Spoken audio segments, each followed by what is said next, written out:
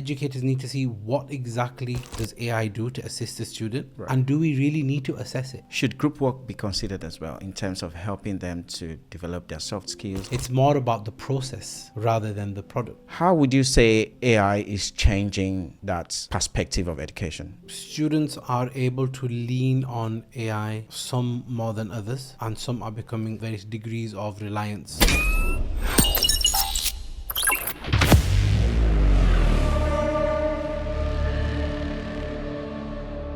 Not long ago, I came across a student who openly admitted to using generative AI in completing their assignments simply because everyone is doing the same. It made me pause, not to judge them, but to ask, what does this mean for the way we measure learning and uphold academic integrity?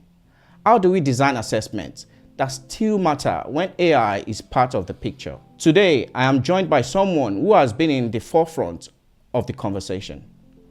Welcome to Dare to Disrupt, the podcast where we unpack the biggest shift in education technology and AI, one conversation at a time. I am Dare Pitan, and today we're asking how AI is challenging the way we design assessment and protecting academic integrity. Joining me today is Dr. Asim Bashir, someone who has been in the forefront of the conversation. I could list all your achievements. However, I would like you to introduce yourself to our listeners by yourself.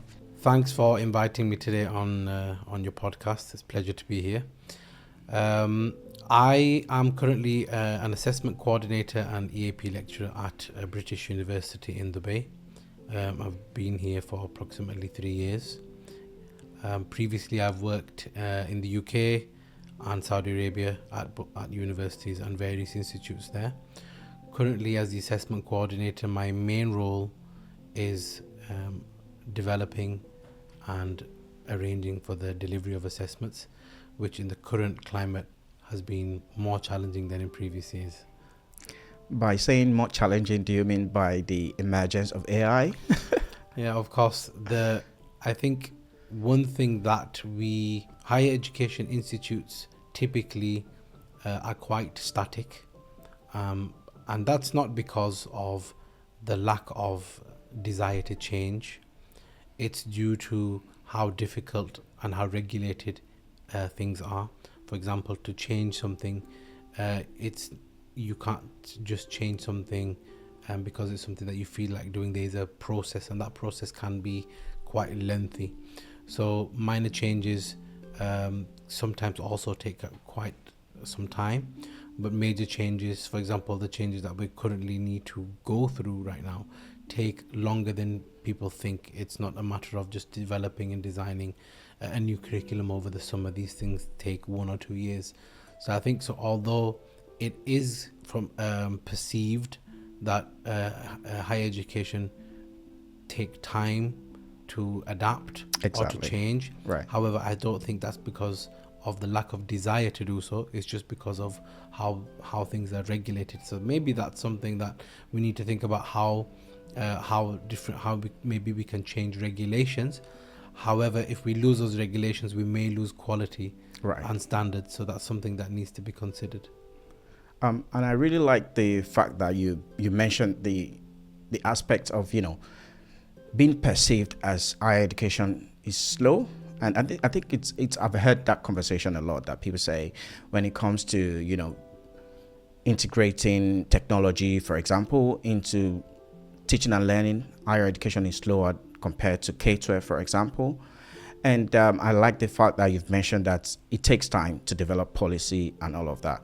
But do you think it could actually be faster if we actually want to do that?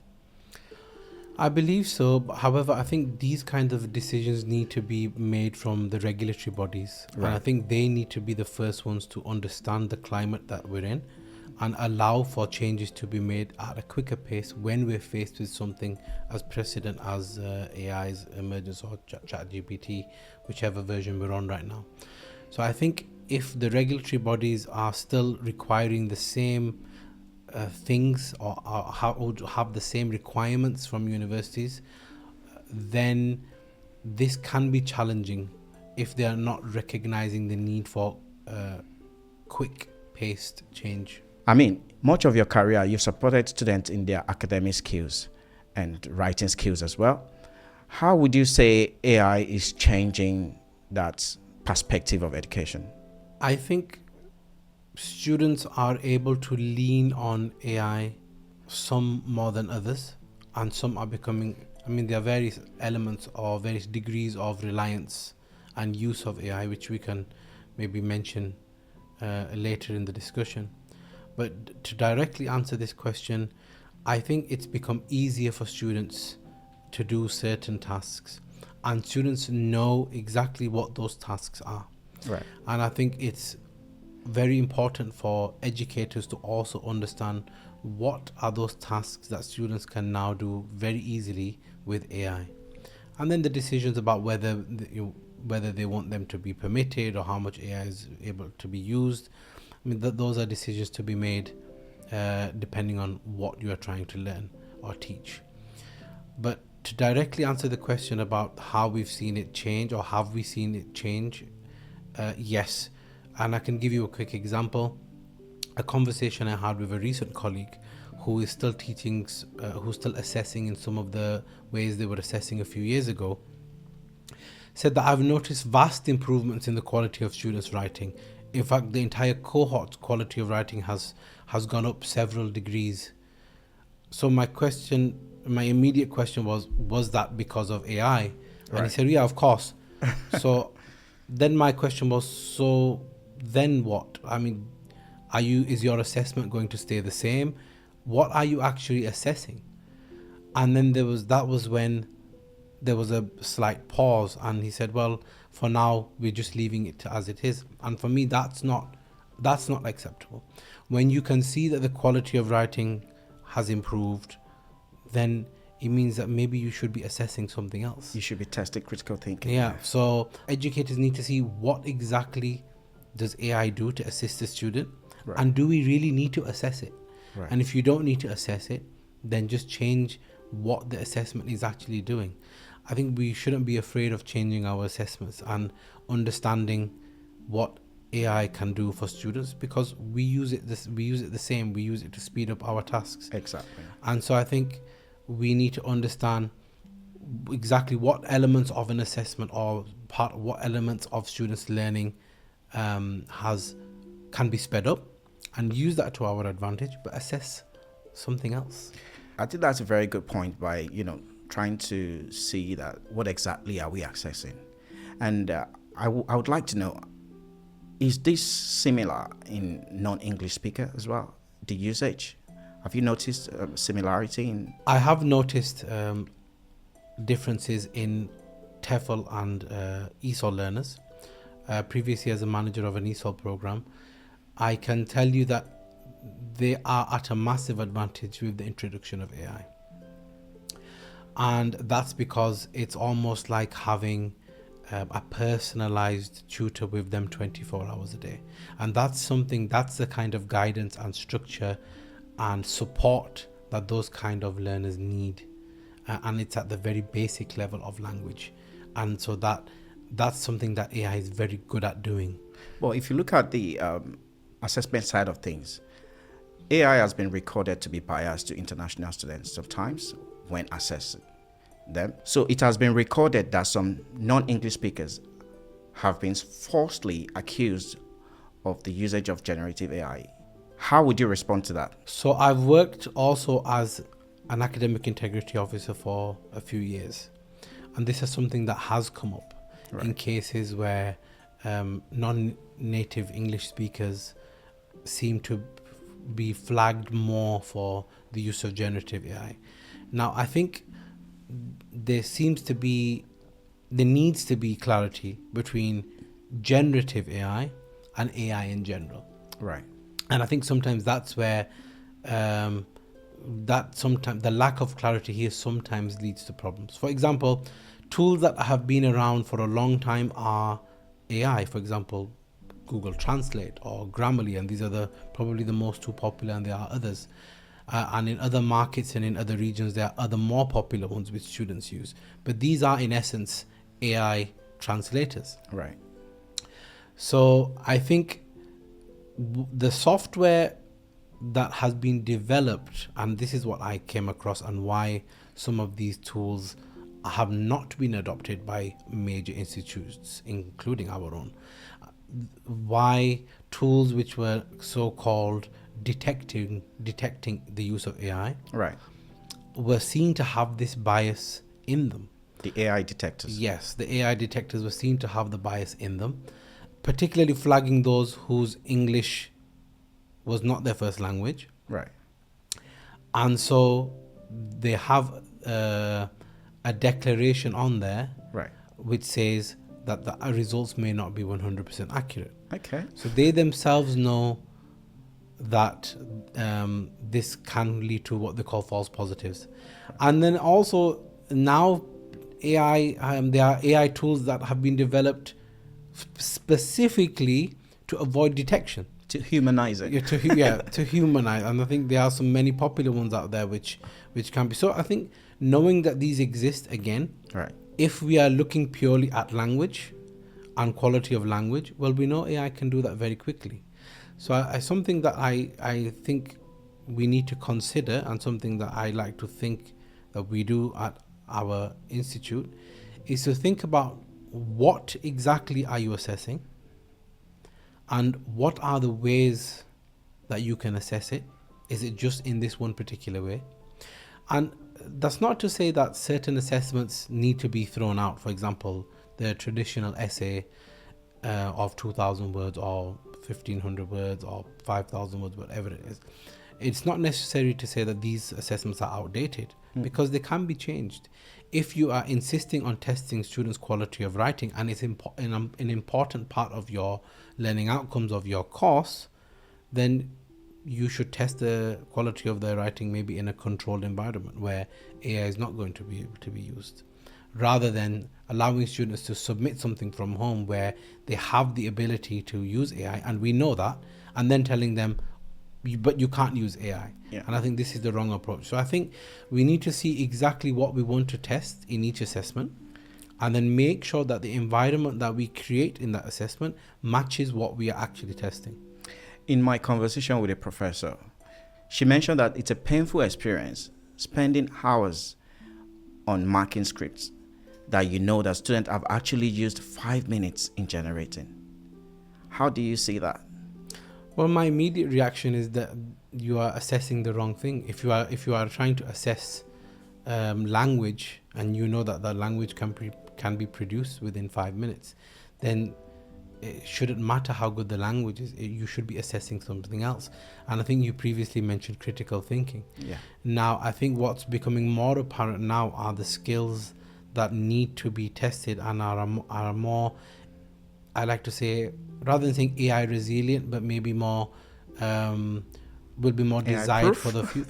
I don't like the word AI proof, because I think it means that we're trying to combat AI. Right. Which we are not. And I think we need to embrace AI and just assess other things. Right. We don't need to make things AI proof. Right. We just need to know what skills we're assessing. Yeah. And some of the skills naturally are resilient to AI. For example, critical thinking. For example, reflective practice. Right. These things require, and some of the other higher order thinking skills, they require you to use more brain power. Exactly. And you can't just use AI to do those things for you, because it doesn't get.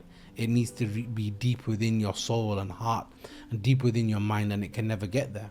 And those are unique qualities of being human, and we can't replace those. I think no matter how far ahead we get with AI can never be in your mind. You only know exactly what's in your mind. So I think that human element will never be lost. So I think it's about testing and being able to test critical thinking, being able to see what the thought process, and the word process is important here. It's more about the process rather than the product. And I think traditionally assessments focus on product, Right. because that's the end product, and we want to know, we want to be able to quantify. So you're saying it's time to start shifting towards process. Yeah, and I think we can break tasks down into various points of assessment, whether they are formative or summative. However, we need to be able to step back and look at how the students have gone through the process to be able to determine whether they are thinking critically, So, for example, reflection is a good way of doing that. Have students reflect on the journey that they've been through. Now, only the student knows the journey that they've been through. Now, can a student use AI to do that? Of course they can. They can get the student to help them with the language, but they can't ask the AI to tell them what the journey they went through. To reflect for them. Yeah. Yes, because only they know what they felt at a certain period of time, and what challenges they faced, and what they felt, how AI assisted them. So there needs to be their own input. If AI was to generate maybe a reflective piece for them, they should read it and see, does this actually match what I went through in my journey? And if it didn't, at that point they need to have their own input. And that's part of the process of using AI to help you, but not using AI to fully complete the task. Exactly. And I like that you've mentioned that. And do you think it's important for assessor or professor, lecturer, so to speak, to declare to students saying you can use AI to an extent for this assessment, or don't use it at all? I mean, by being transparent, being upfront with students, do you think it's time we start adopting such procedure? So some of the research I have done and also read, the responses from students in particular on this aspect has been the lack of clarity and guidance. Exactly. And the overall opinion was, if there is no guidance on it, this means that it's permissible to use. Right. The default position from students Exactly. was that there were some who still were afraid to use it, basically maybe due to being falsely accused of cheating, for example. Yeah. But the majority felt that if there was no guidance restricting AI, then that meant that I can go ahead. They could use it as much as they wanted. Yeah. So there has been research done on AI guidance in assessment. Right. There is the traffic light system, which is a fantastic system. which is something that's been implemented by University of Leeds, and I think a leading university in Australia. I think it was developed in Australia, and some institutes have adopted that. Now, that's something I was quite a fan of at the start, in particularly. I've seen some K-12 schools as well. They've adopted traffic light as well. I think it's a good starting point. However, I attended a conference recently where the presenter challenged the traffic light system. And now he challenged it on the basis of, if you are not able to determine 100% how much AI has been used, then why are you setting limits? And let me kind of clarify what I mean. If you are saying something is amber, which means you can use AI to do research, but you cannot use it to generate your text. If you cannot determine whether or not a student has followed that, then you should not have those rules in place. So it made me question how useful, although it's useful to have some clarity, we are still depending on the student's declaration of their use of AI, and it's still again hard to determine or to prove otherwise. So I think just to clarify the traffic system model for the listeners, it simply means green means you can use AI, amber means you can use it to an extent, and red means you can't use it at all. All right. And there are some varying degrees between, and some of the traffic light systems have been expanded to 5 or 6 categories, just because there's that much you can do with AI at the various levels. Exactly. However, so I do believe that. So I'm more of a believer now that even though traffic light system is good for guidance, I think it's still difficult to hold students to account to something if you're not able to prove. How do you know if a student went from light green to dark green, or went into amber? Is there something that you can quantify and be able to use as evidence or proof? And if not, then again we are just going around in circles, and we rely on ethics. I've never thought of the traffic light model in that perspective, but that's a very, very good perspective, because that's true. If you can't quantify it, then what are you doing? So hence why I said that we need to think about what we are assessing. And coming back to what you mentioned about what exactly are we assessing. So my question would be to you that what are the types of assessment that we should start looking into? So I've mentioned some of them already, which people describe as AI proof, but I'd rather call them more assessments of the future rather than saying AI proof, because that makes us feel like, it makes it sound like we are fighting and combating AI. Yeah. So I think the assessments of the future are the ones that really test students' critical thinking, students' ability to communicate, and ways we can do that are by having them present, for example, is one way of presentation. Because at the end of the day, even if you scripted something from AI, you would still have to. So when, for example, when we have students do presentations, we should almost immediately expect students to generate a script. But what we want to then see is maybe not the vocabulary that they use, but how they're able to convey the message. Right. How are they able to maintain eye contact with the listeners? Are they able to keep the listeners engaged? Right. Are they able to smoothly transition between sections? So these are the skills more we should be assessing in presentations, rather than what kind of vocabulary and language is being used, because we know that that can be scripted from AI. So it's about maybe looking at different things, and maybe some of the assessments that we currently have can remain, but just what we assess in them might be different. So a reflection is another good one, and I think I mentioned it to you before about why a reflection for an assessment could work. A lot of institutes are also going on to oral assessments. For example, vivas. Now, a viva is something that's typically used following a PhD. But viva is tricky when you have, student number like 100 students. How do you want to, conduct that? So, as I said, viva was always seen as a good examination for a PhD thesis, and even after a master's dissertations, there are some institutes that will do the defense, they call it. Exactly, and it's something similar. So I think what's started to happen in some of the undergraduate courses is a mini viva, you could say, 10 to 15 minutes, which per student. Your point that you raised is absolutely valid. If you have 150 students, how do you conduct 150 vivas? It's also not fair, and in fact it's against policy in most institutes to randomly select the students and say I want to do a viva because I suspect something. So it's either all or none.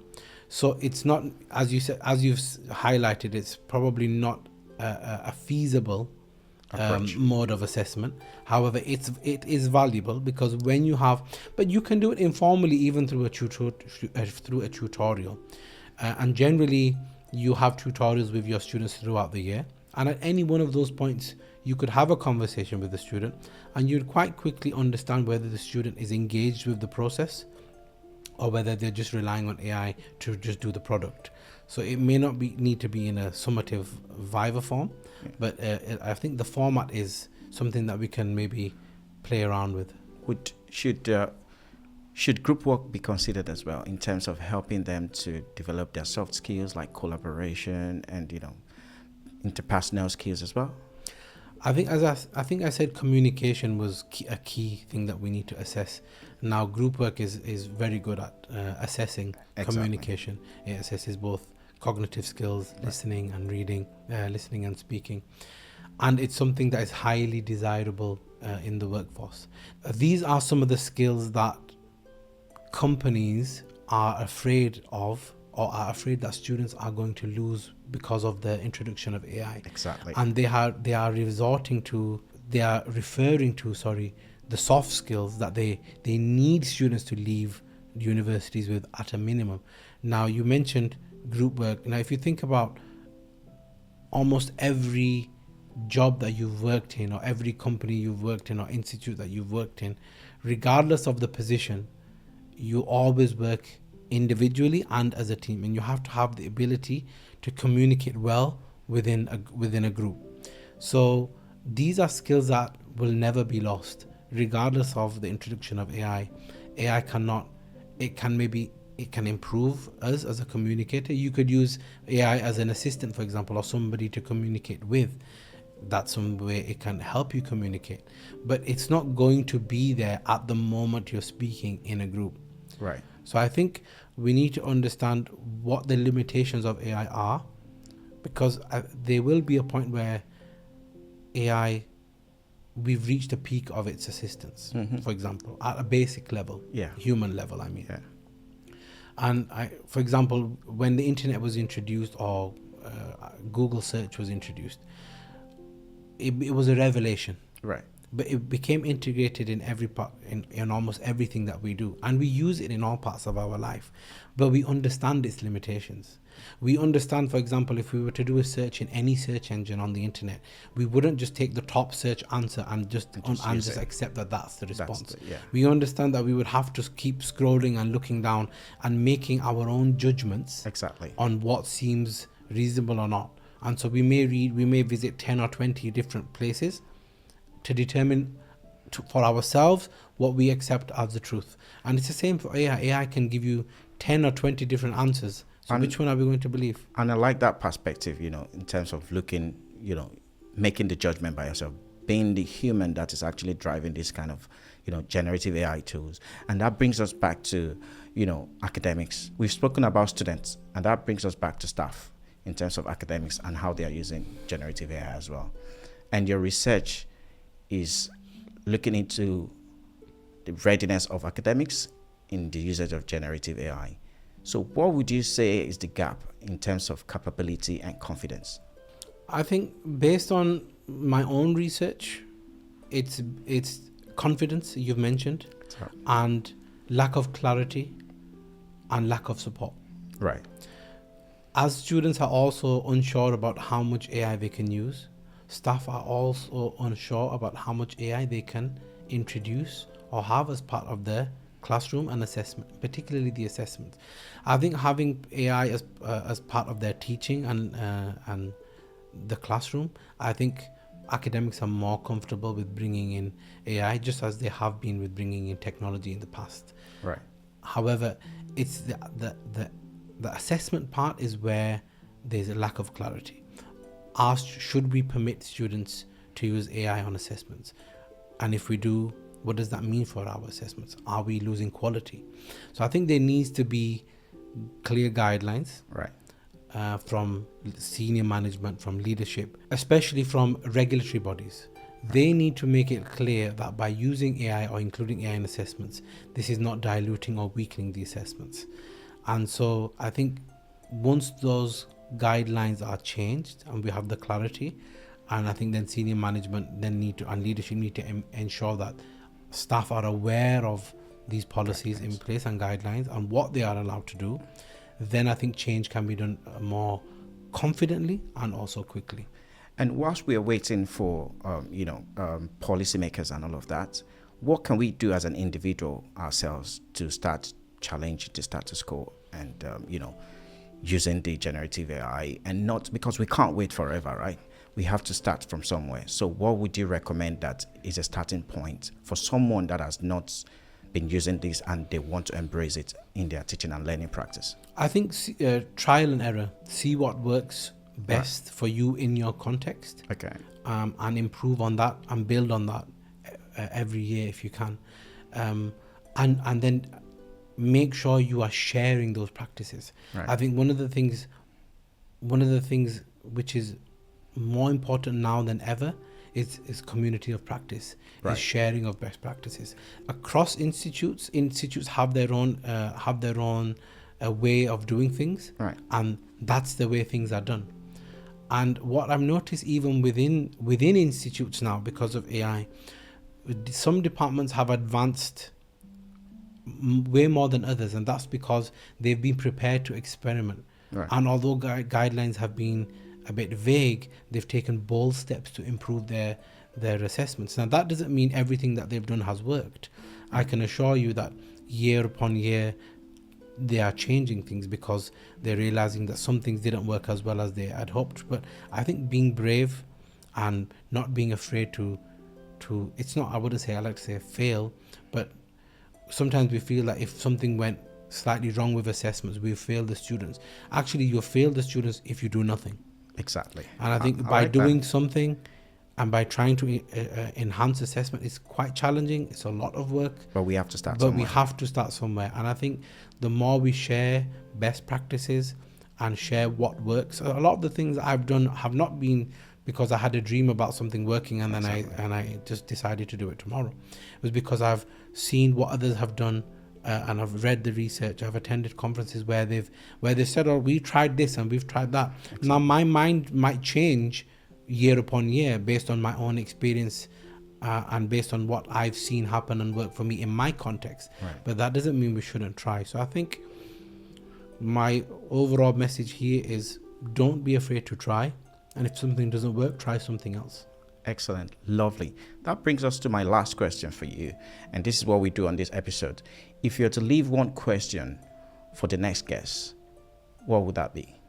I would ask the next guest, with the fast pace of AI and how it's developing, what is the single most important skill they think students will need to retain for the workplace? Wow, that's a fantastic question. And I can't wait to listen to the next guest on what their response will be on that. Thank you very much for joining us today, Dr. Asim. Thank you. To our listeners, do you think it's time to revitalize the traditional assessment methods? Share your thoughts at www.d2dpodcast.com or connect with us on all social media platforms at D2Disrupt. Your ideas will help us shape the next conversation. Until next time, stay curious, stay disruptive.